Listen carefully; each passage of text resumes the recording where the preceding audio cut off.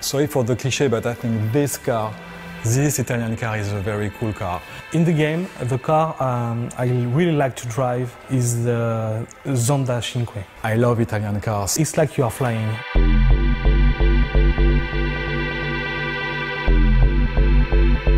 One of the decisions we had to take when we started Test Drive Unlimited 2, it was do we keep the old racing engine or do we develop a new one? And because we have been a little bit frustrated by the first one and we couldn't deliver the experience we wanted, we decided to rework and to recraft from scratch. For this game, it was quite important how we balanced the handling out. So it's always been about this kind of balance between arcade and simulation handling. And we'd kind of reworked the whole handling to kind of achieve the aim of upgrading this for the new game. To achieve that, what we wanted to do is to have a basis of the physics engine as realistic as possible, so everything is simulated.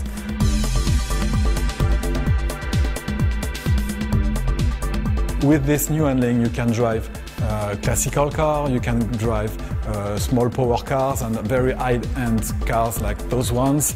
With this type of cars, it's the most difficult element that the player will have to deal with is to judge how much power do I transfer to the car. And this is something we add assistances for the player to be more comfortable with. Of course, when it's raining in TDU2, the roads get wet and the handling taking account this parameter. It changes the way the grip and the tires are in contact with the road. We had to simulate that as close to the reality as possible. So it's take very large variety of different cars, different handling, different kind of surface that you go on, and weathers. What we have now, it's 90 plus cars. So the beta side of things was an interesting one. I mean, we went into that with, you know, a couple of kind of things we chiefly wanted to achieve.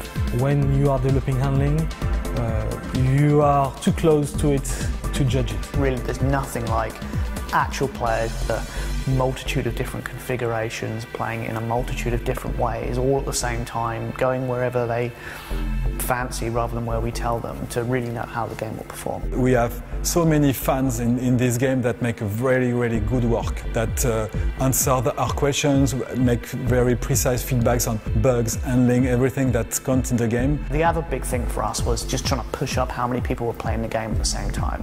Look what happened in the real world, because there's only so many people you can get internally playing it, even with a nice large test group. It's nothing compared to a real world play environment, so it helped us kind of emulate that. And the good things about Test Drive is that it's a game that we will stay with the community together and continue developing. You know, we've put our heart and souls into this game for the last few years, and we've been working with many of the fans out there to try and get it exactly right and on the nail, and we're all very excited that it's going to be coming out soon. What we are sure is every player will find his car.